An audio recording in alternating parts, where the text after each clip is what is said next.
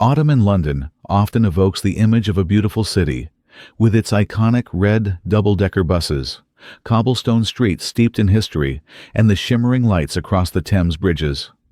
On the surface, everything remains vibrant, people heading to work, students rushing to school, shoppers filling the markets, conversations flowing in cafes. But have you ever wondered, behind those closed doors in quiet neighborhoods, what is truly happening? And if you happened to be a witness to an unexpected crime, would you have the courage to stop, to ask, or simply to call the police? Or would you, like hundreds of others, just walk past, only to one day hear that tragedy had already struck, far too late to be prevented? Before we begin this heartbreaking story, let me ask about your day. I hope everyone is safe and well. Don't forget to hit subscribe and leave a comment as we dive together into the darkest secrets behind real-life crimes you've been curious about. The story begins on a late September evening in 2017, when the peaceful neighborhood of Southfields in southwest London was shaken by an unusual stench wafting through the air, followed by thick black smoke rising from the backyard of a house on Wimbledon Park Drive. Neighbors called the fire brigade, assuming it was just an ordinary blaze. But when rescue teams reached the scene, the horrifying sight that awaited them was anything but ordinary. Among the smoldering flames lay fragments of charred human remains, unmistakable and chilling. The homeowner, a man named Wissam Madouni, stammered clumsily, insisting he was only burning the carcass of a sheep, a lie so crude and transparent it was immediately exposed by the officers on site. An investigation was launched, and before long, the victim's identity was confirmed. Sophie Lionnet, a 21-year-old Frenchwoman working as a nanny in that very house.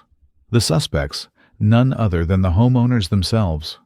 Sabrina Coiter, 35, a French-born woman once involved in the fashion industry, and her partner, 40-year-old Madouni, an Algerian-born former financial analyst. The story behind Sophie Lionnet quickly revealed a string of cruel truths that seemed almost unbelievable. Born in Troyes, northern France, Sophie grew up in an ordinary family, shy and gentle by nature, still carrying the innocence of youth. Just past her 20th birthday, she crossed the channel in search of a new beginning, taking a job as a nanny for the Coiter family. On paper, it sounded like the perfect opportunity, caring for 2 young children in a comfortable London home, improving her English, gaining independence, and collecting stories to cherish before returning to her hometown. At first, Sophie's letters home brimmed with happiness, as though she were finally stepping into the dream every young person hopes for.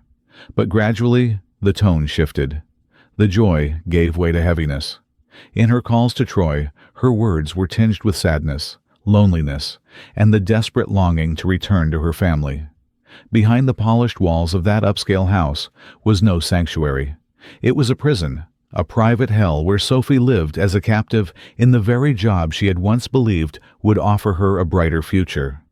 As time went on, Sophie began to notice the unsettling cracks that ran deep inside the Coiter household. The woman she had first thought of as a polished, courteous employer revealed herself to be frighteningly volatile. Sabrina Coiter would explode in fits of rage without reason, and every outburst was unleashed directly upon the young nanny. Stephen Brown, a close family friend, later testified in court that nearly every time he visited, he heard Sabrina's screams reverberating through the house. He had seen her lunge at Sophie with vicious aggression, while the timid French girl cowered in silence, reduced to a trembling shadow of herself. One sweltering summer afternoon, Brown noticed Sophie dressed in a long-sleeved sweater pulled tight up to her neck, despite the oppressive heat, as if she were deliberately trying to hide something on her body. Her face was blank, her eyes vacant, and she looked both hungry and terrified. Sensing something was wrong, Brown secretly slipped her a portion of shepherd's pie so she could have something to eat. He even confronted Sabrina, questioning her cruel treatment of the girl, only to receive an icy response that Sophie was lazy and refused to cook. Leaving the house that day, Brown could only mutter one thing under his breath: "It's horrific." Inside what had once seemed a respectable home, Sophie Lionnet withered away. Her body grew thinner, her skin pale, her eyes fixed to the ground. She spoke less and less, until she became little more than a silent shadow drifting around the two children she cared for. Even outsiders who had only brief contact with her began to sense something was wrong. Michael Kroner, the owner of a nearby fish and chip shop, recalled how Sophie would sometimes dash in to buy food, devouring it as though she hadn't eaten in days. Seeing the frail, timid girl who often wept quietly, he was moved with pity and more than once gave her free meals. One day, Sophie, on the verge of tears, admitted to him that she was not happy, but that she could not leave. Those words hinted at a truth Kroner could scarcely imagine. Pressed by his concern, Sophie finally broke down, confessing that she was being beaten. The reason was as senseless as it was cruel. She had dropped a piece of butter from the top of the fridge, and for that, Sabrina struck her. Kroner was horrified and heartbroken. He immediately offered to find Sophie another job, a new place to stay, even to lend her money so she could buy a plane ticket back to France. Sophie accepted his kindness with a faint, grateful nod, as if she could see a fragile sliver of hope, an escape from the nightmare. But fate did not grant her the chance to carry out that plan. The looming horror descended swiftly, extinguishing forever the fragile hope of the young woman. Sophie's frequent visits to Kroner's shop did not escape the sick, obsessive watch of Sabrina. The moment she found out, the cruel woman erupted in fury, storming into the fish and chip shop to unleash a torrent of abuse. "Michael, what do you think you're doing?" "She's just a little brat. Helping her is wrong." Sabrina spat each word, deliberately belittling Sophie by calling her a kid, even though she was already 21. And she didn't stop there. Sabrina went further, fabricating vicious lies to poison Sophie's image in Kroner's eyes. She pretends to be pitiful so that everyone feels sorry for her. She's promiscuous, one man after another, everywhere. These shameless slanders were nothing more than a ploy to justify her abuse and sever every fragile lifeline Sophie might cling to for help. After that warning, Kroner could only watch with helpless worry. Sophie disappeared from his shop entirely. His kindness had been suffocated, twisted into an excuse for Sabrina to tighten her stranglehold on the young girl. It wasn't just Kroner. Another of Sabrina's former friends once tried desperately to save Sophie, only to fail. Nicole V., who had once been close to Sabrina, had grown fond of the French nanny's gentleness and innocence. Around July 2017, when she visited the Coiter home, Nicole froze in horror at the sight before her eyes. Sophie crouched on the kitchen floor, hands clutching her head, tears streaming down her face, while Sabrina loomed over her, screaming like a storm. And then, in a flash of madness, Sabrina lunged forward, preparing to kick Sophie square in the ribs. In shock, Nicole threw herself between them, taking the blow herself. But the violence didn't stop. Sabrina snatched up a chair, raising it high as if to smash it down on Sophie's head. At the last second, Nicole wrenched it from her hands, stopping a catastrophe from unfolding right there. That harrowing moment left Nicole shaken but resolute. She had to act. By August 2017, she secretly smuggled Sophie out of the Coiter house, sheltering her at her own home and planning to buy a plane ticket back to France the very next day. To buy time, Nicole even risked messaging Sabrina, claiming that Sophie had already left for France, hoping to throw her off the trail. But Sabrina Coiter was not about to release her prey. Somehow, she tracked Sophie down. "She burst into my house like a madwoman," Nicole later testified in court. "She shoved the door open, screamed at Sophie in French, ordered her to pack her things and get out." Nicole, terrified, tried to intervene. "Sabrina, calm down," but her pleas were useless. Right before her eyes, Sabrina seized Sophie by the arm and dragged her away like a slave, consumed with a rage so violent it seemed unhinged. "I was terrified out of my wits," Nicole recalled, trembling on the stand. That day, Sophie was once again dragged back into the house of horrors, where her fate was being stripped away piece by piece until nothing remained. Nicole would later be tormented by regret for the choice she made. "I didn't do the right thing by not reporting it to the authorities.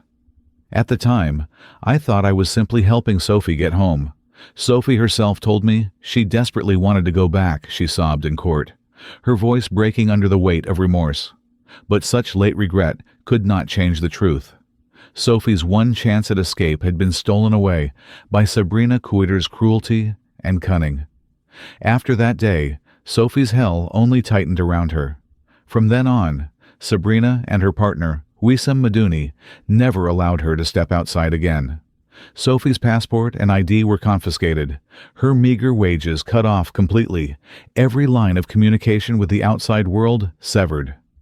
In the heart of London, a bustling city celebrated for its freedom and opportunity, Sophie was reduced to a ghostly prisoner, shrinking into herself, isolated and utterly despairing.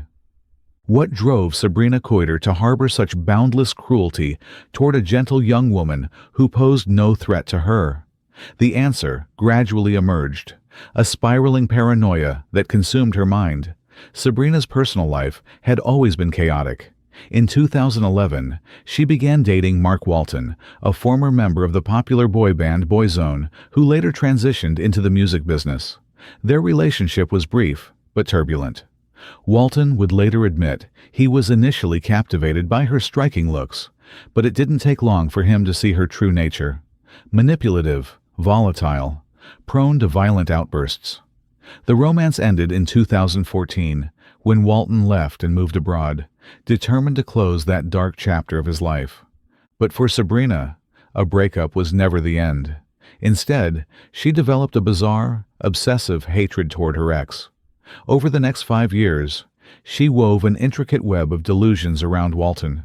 She went to police stations more than 30 times, hurling baseless accusations that Walton had placed her under a curse, that he hired helicopters to spy on her, even that he had sexually abused her pet cat. Not content with harassing authorities, she created fake Facebook accounts to smear Walton as a pedophile, until police eventually issued a restraining order forbidding her from contacting him. According to prosecutors at trial, every single one of these claims was utterly fantastical and without a shred of truth. Yet Sabrina never relented. In her mind, Walton was the villain who had destroyed her life, a man who had to pay. And to enact her revenge for this self-invented obsession, she needed a substitute victim, someone innocent to torment, a scapegoat to bear the weight of her festering hatred. Tragically, Sophie Lionnet, the gentle, trusting young nanny, was the one chosen to be sacrificed. When Sophie Lionnet entered the Coiter household in 2016, it marked the very moment Sabrina began to sink deeper into her twisted delusions. In the suspicious eyes and fractured mind of this woman, the young French nanny was gradually recast as an accomplice of her sworn enemy, Mark Walton. Sabrina became convinced that Walton had seduced Sophie, promising to take her to Hollywood in exchange for spying inside the Coiter home. Over time, these irrational beliefs hardened into obsession. Sabrina convinced herself that Sophie was conspiring with Walton to poison and abuse her children. There was no evidence, no reality, only a paranoia fed by jealousy, hatred, and a mind sliding further into psychosis. Wissam Madouni, a weak man wholly dependent on his lover, was pulled into this deranged world. He did not resist, did not protect the innocent girl. Instead, he surrendered and shared Sabrina's madness. Together, they constructed a web of lies, convincing themselves that every cruelty was justified, that Sophie was a traitor who had to be punished. Later, psychiatric experts would call it a textbook case of folie à deux, a shared psychosis, where two people fuel each other's delusions, until fantasy crystallizes into criminal reality. The breaking point came in September 2017. With Sophie's escape plan foiled, she was all but imprisoned inside the couple's cramped two-bedroom flat. From that moment, Sabrina and Madouni resolved to get to the bottom of what they believed. They turned the home into a prison of torment, Sophie into the accused in a mock trial of their own invention. For 12 days, beginning on September 8, 2017, Sophie was forced to endure brutal interrogations that lasted for hours. Sabrina played the bad cop, screaming, threatening, hurling insults. Maduni played the good cop, at times coaxing, at times shouting, trapping Sophie in a psychological vice that drained her completely. They forced her to confess to crimes that didn't exist, demanding she answer yes or no according to their script, then ordering her to contradict herself moments later. It was a cycle of circular questioning designed to strip her of any escape beyond despair. The most horrifying element was that all of it was recorded. Sabrina used her phone to film over 8 hours of chilling evidence, footage of Sophie trembling, weeping, her voice breaking in desperate pleas, intercut with the unrelenting tirades, curses, and threats of her captors. It was not only ruthless control. It was the couple's perverse entertainment, a sadistic pleasure in watching their victim erode day by day, body and soul. And within that seemingly ordinary London flat, a gentle young woman was reduced to a hostage of madness, trapped for months until she was finally forced to face the most horrific fate. The final days of Sophie Lionet's life were a chain of unrelenting torment, a living hell from which she must have sensed there would be no escape. Neighbors, who once regularly saw the young nanny tending the garden or escorting the children, suddenly noticed her absence. Behind the closed doors, the only sounds that escaped were screams of fury and madness. Later recovered recordings exposed the sheer horror of her ordeal. Sophie was starved until her body gave way, her frail frame collapsing on camera. Sabrina turned everyday objects into weapons, sometimes lashing Sophie with an electrical cord, sometimes seizing her by the hair and smashing her head against the wall. Wissem Maduni, the so-called gentler partner, was no different from an executioner. He slapped, barked commands, forcing Sophie to parrot their script word for word. Together, they even forced her head underwater in the bathtub, holding it down until her breath faltered, only to pull her up again, solely to resume the interrogation. The wounds on Sophie's body became the silent testimony of her suffering. Forensic examination revealed 5 fractured ribs, a shattered sternum, injuries inflicted just 2 or 3 days before her death. Her jawbone had been broken barely 2 hours before she died. The last images captured on video are unbearable to watch. Sophie gaunt, skeletal, her eyes vacant with despair, as though she had already surrendered any hope of survival. Detective Domenica Catino of the London Metropolitan Police would later state bitterly, "We will never know the full extent of the horrors Sophie endured." From what we recovered, she appeared as a frightened, broken, and emaciated young woman who likely knew she was facing death. In one particularly haunting recording, Sophie's trembling voice admitted, "I was so scared." But before she could finish, Sabrina's deranged shriek cut through. "What are you scared of? I've been very, very good to you. How dare you lie to me?" In Sabrina's warped mind, Sophie's real human fear was twisted into yet another betrayal that demanded punishment.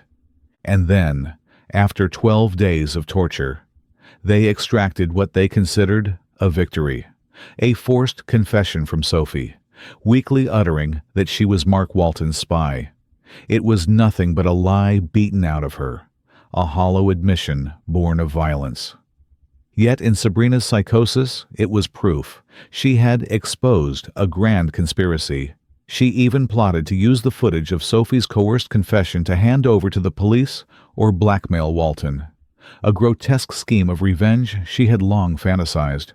For Sabrina, Sophie no longer had any value. From being a pawn in her imagined vendetta, the young nanny had become a burden, a threat that had to be erased. On the night of September 18th or 19th, 2017, the nightmare reached its end. In the cold confines of the bathroom, Sophie is believed to have been drowned until her final breath left her body. Her thin, battered corpse was then dragged out, prepared for a grotesque attempt at disposal. In court, both Sabrina and Maduni denied responsibility, pointing fingers at one another, each scrambling to salvage the last shreds of their defense. But the evidence gave them no escape. The judge made it clear. Both had taken part in the chain of torture inside that bathroom that culminated in Sophie Lionnet's death. This was a deliberate killing, born of baseless hatred and a twisted thirst for revenge. A human life sacrificed to the deranged obsessions of a woman consumed by an old relationship turned into madness. After making sure Sophie Lionnet had breathed her last, Sabrina Kuiter and Wissem Medouni did not panic like murderers shaken by their own crime. On the contrary, they calmly plotted how to erase all traces. The decision was chilling in its simplicity. Destroy every remnant of the young woman. On the night of September 19, 2017, the couple dragged Sophie's body into the back garden, laid it on a pile of wood, along with her clothes and personal belongings, as if reducing her entire life to fuel for the flames. They set the fire. The blaze roared to life, casting a crimson glow across the yard, accompanied by the thick, sickening stench of burning flesh. To mask the odor, they callously set up a grill beside the pyre, placing chicken on it to feign a backyard barbecue. To any passing glance, it might have looked like a casual cookout. But one thing could not be hidden: the unbearable stench and the dense black smoke curling into the sky. One witness later described it as a suffocating, horrific smell that chilled me to the bone. Neighbors, terrified, immediately called the fire brigade. When firefighters stormed into the Kuiter garden, the sight stunned them. Amid the smoldering blaze, mixed with clothing and jewelry, there were unmistakably human remains. One firefighter, in disbelief, shouted, "Why are you burning a body like this?" Wissem Medouni, still clinging to a pathetic lie, stammered, It's just a sheep." But the firefighter snapped back, "Nonsense." For the shape, the smell, everything testified to the truth. Later, recounting the moment in court, that same firefighter vividly remembered Medouni's face when the ruse collapsed, an expression of resignation, as if he knew the deception had finally ended. The London Metropolitan Police swiftly descended on the scene, sealing off the house. Sabrina Kuiter and Wissem Medouni were arrested on the spot and charged with murder. In the ensuing search, investigators discovered Sophie's passport and identity papers hidden away, proof that she had been stripped of her freedom and held captive before her death. Most damning of all, police seized the full cache of video and audio recordings, over 8 hours of torture, documented by the killers themselves, chilling evidence that would anchor the prosecution's case. The charred body was sent for forensic examination. Sophie was so slight, so emaciated, that at first some rescue workers mistook her for a child. Only through fingerprint analysis and dental records could her identity be formally confirmed. It was indeed Sophie Lionnet, the 21-year-old who had once dreamed of a bright future in London. When the news reached her hometown of Troyes, France, her family collapsed in grief. Parents who had expected their daughter home for the holidays were instead told she had been murdered, her body reduced to ashes in a foreign land. It was a devastation beyond words. No language could capture the weight of that loss. The trial of Sabrina Kuiter and Wissem Medouni at the Old Bailey, which ran from March to May 2018, revealed the full, harrowing picture of their crime. In the dock, both defendants denied the charge of murder, each trying to shift responsibility for Sophie's death onto the other. Yet neither could escape the undeniable fact. Both admitted to conspiring in the disposal of her body, a damning obstruction of justice that bound them irrevocably together in guilt. Witness after witness was called to testify. Nicole, the former friend who had tried in vain to rescue Sophie, recounted through tears the moment Sabrina screamed like a madwoman and dragged Sophie away before her very eyes. Michael Kroner, the fish and chip shop owner, recalled Sophie's trembling confession that she had been beaten simply for dropping a piece of butter. These stark accounts painted not only a picture of Sabrina's senseless cruelty, but also of Sophie's desperate, thwarted attempts to seek help, silenced by the storm of her employer's madness. The most pivotal testimony came from Mark Walton, the man whose name had been dragged into Sabrina's paranoid fantasies. Flying from Los Angeles to London, Walton told the court that he had never met Sophie, never known her, and that every accusation made by Sabrina was the invention of a delusional mind. His very presence in the courtroom cut through the last threads of the paranoid web the defendants clung to, like a blade severing fantasy from reality. The jury also heard over 8 hours of recordings, Sophie's interrogations and torment, described as horrific, so disturbing that anyone who listened was visibly shaken. In those tapes, Sabrina's voice dripped with venom, branding Sophie a traitor worse than a murderer, even likening her to Nazi collaborators. These words, spewed in the furious mania of a mind unhinged, sent chills through the courtroom. Prosecutor Richard Horwell summed it up with grim clarity. The Kuiter-Maduni couple had become so consumed by their imaginary vendetta against Walton that they lost all reason. They transformed a gentle nanny into something less than human in their minds, and once stripped of her humanity, she became their target for endless abuse. He likened their behavior to a kind of contagious madness, culminating in a crime stranger than fiction. Indeed, as the entire story unfolded, many present in court shook their heads in disbelief. If they had not heard it firsthand, they would never have believed such horrors could happen in the heart of modern London in the 21st century. After 2 tense months of proceedings, on May 24, 2018, the jury at the Old Bailey delivered its final verdict. Sabrina Kuiter and Wissem Maduni were guilty of murder. The courtroom fell into silence.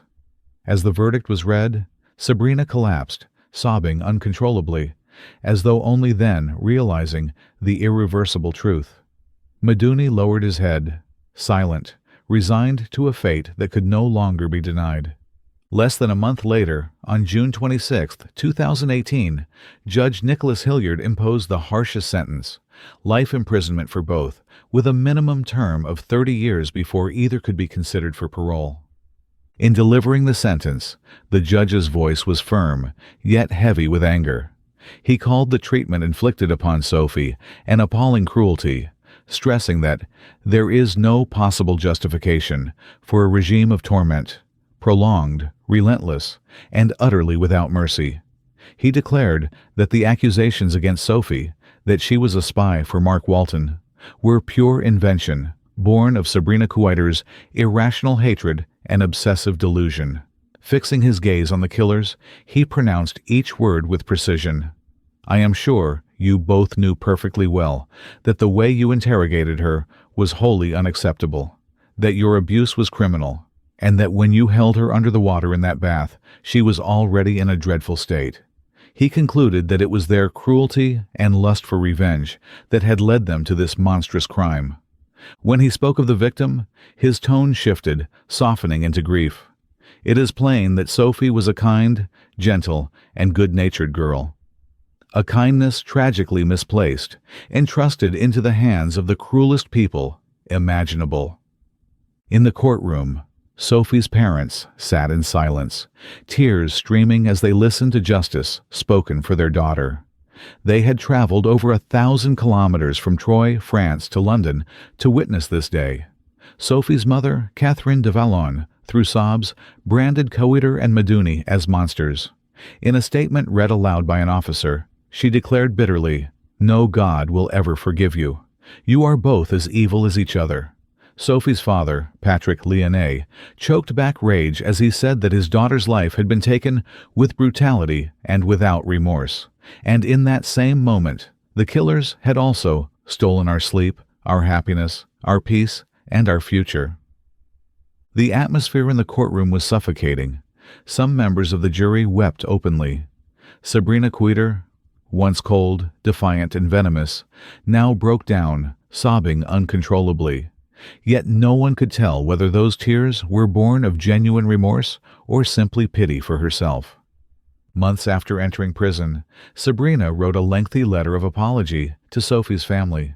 In it, she called the victim an angel and confessed, "Every day I think about her and what happened to her that terrible night. I wish I could turn back time so that it never happened, so that she was still alive with us today."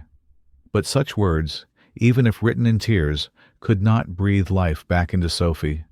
Nor could they soothe the endless sorrow of parents who would never again see their daughter walk through the door. Sophie Lionnet's life ended forever at 21, a time meant to be radiant with unfinished dreams and an open future.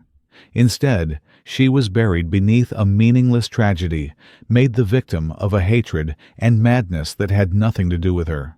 In the end, all that remained was a life sentence for the killers, and an irreparable loss for a family in Troy. A mother and father who will forever wait for a gentle daughter who will never come home. This is not only the story of a horrific crime, it is a warning about the deadly weight of silence. Sophie Lionnet lived and died in the shadows of loneliness, right in the heart of London, a glittering, modern city where nothing should have been hidden. She was abused, imprisoned, tortured for months, and then slowly murdered, almost entirely unseen until the flames of her disposal rose in the Coiter backyard. Tragically, her signals for help were not absent. They flickered, the vacant stare beneath a sweater in the height of summer, the trembling confession to the fish shop owner, the terrified posture in a kitchen witnessed by an old friend of Sabrina.